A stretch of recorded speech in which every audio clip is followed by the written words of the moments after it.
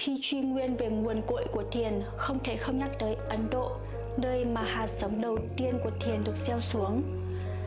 Giáo pháp thiền được lan tỏa qua vùng cao nguyên Tây Tạng và rồi bén rễ sâu vào lòng đất Trung Hoa.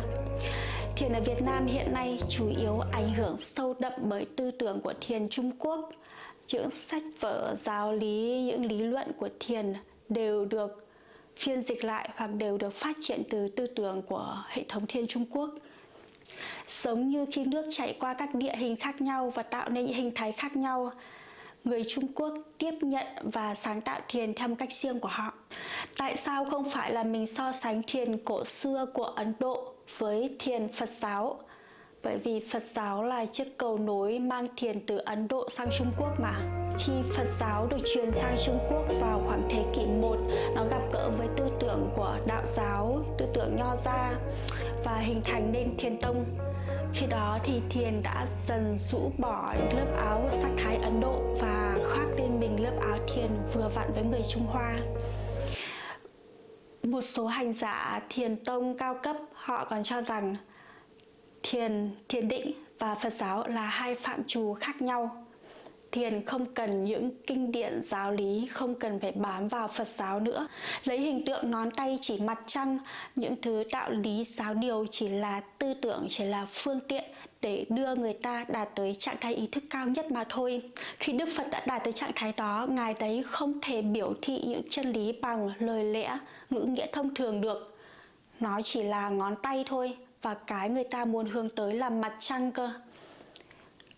Những cái lời lẽ ngôn ngữ thông thường nó không thể biểu thị được cho chân tướng của sự việc. Một người cần phải tự thực hành, tự mài dũa trực giác của mình qua thiền định thì mới có thể tự thực chứng được, chứ không chỉ bằng những giáo điều suông. Quay trở về vấn đề chính, vậy sự khác biệt lớn giữa tư tưởng của Ấn và Hoa khác nhau như thế nào? Là một người Ấn thuần túy, Đức Phật đã dụng tâm tham thiền, khổ hạnh để nhằm giải thoát khỏi vòng sinh tử luân hồi. Cái tư tưởng giải thoát đó đã ngấm sâu vào huyết mạch của người Ấn Độ từ ngàn xưa, trước khi cả thời Đức Phật tại thế. Khi Phật giáo truyền vào Trung Hoa, nó gặp gỡ tư tưởng của đạo giáo, Nho giáo. Hai triết lý đó thực tế hơn, vô vi và trọng đời sống đương thời hơn. Nó không nhằm kéo người ta thoát ra khỏi đời sống vật chất, không phải thoát ly ra khỏi thế giới này, mà phải sống tỉnh thức ở nơi này, không rời khỏi đời mà cũng không bị mắc kẹt ở đời. Thiền Trung Quốc nhấn mạnh đốn ngộ, nghĩa là sự giác ngộ tức thời. Họ không phải thiền để nhằm vào đạt được mục đích gì đó, mà là để nhận ra những bản chất có sẵn rồi. Trong khi người Ấn Độ thì tìm con đường để đạt tới sự hợp nhất với Thượng Đế, thì người Trung Hoa học cách nhận ra rằng chưa từng có sự chia cách nào để đi tìm kiếm. Và họ không xây dựng một con đường, không tìm kiếm con đường, mà dường như họ học cách nhận ra là mình đang ở vạch đích rồi. Đạo của họ hiện trong cái rất thường, vì thế mà phong cách thiền của họ cũng rất riêng. Và dường như cũng chẳng có một kỹ thuật thiền định rõ ràng nào cả. Thiền không chỉ có việc ngồi không, đối với người Trung Quốc không chỉ có việc ngồi, mà cả thiền đi bộ, thiền nằm, nấu ăn, quét sân, những công việc đời thường đấy. Cuộc sống đối với họ là một đạo tràng rồi. Thiền Ấn với khuynh hướng xuất thế nhằm giải thoát khỏi sinh tử luân hồi. Vì thế mà đôi khi họ cho những cái phương pháp thiền, kỹ thuật thiền để nhằm một người có thể nhanh chóng giáo diết, phát triển tinh thần. Và chính vì thế mà đôi khi trải nghiệm thiền cũng có vẻ khá dữ dội ấy.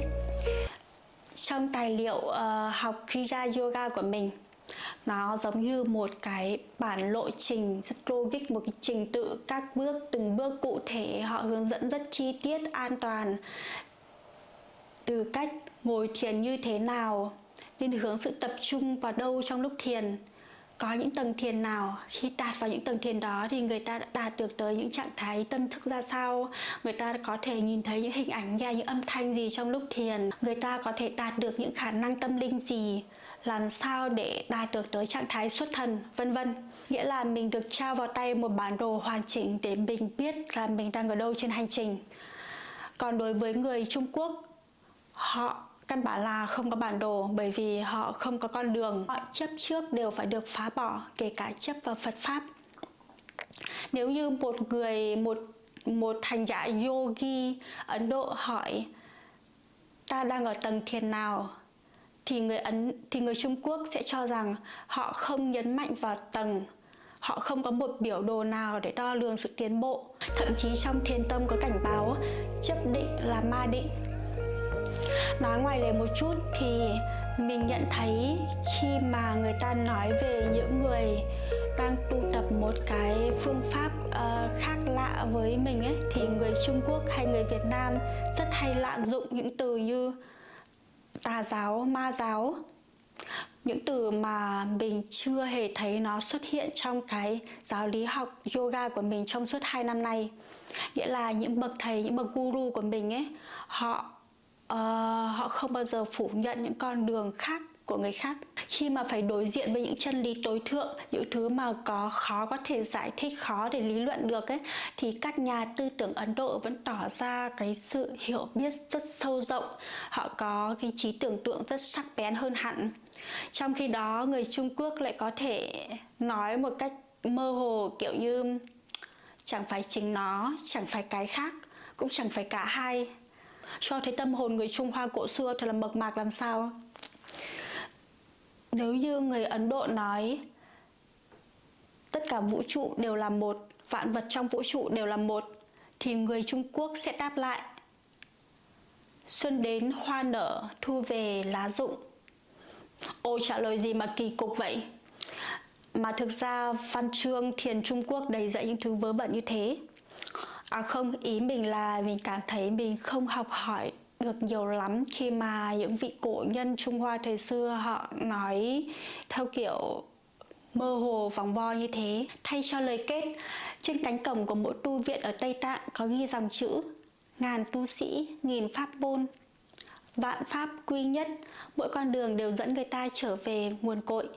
Vì thế hãy chọn cho mình một con đường phù hợp nhất và bước đi với nó bằng cả trái tim rộng mở và trọn vẹn.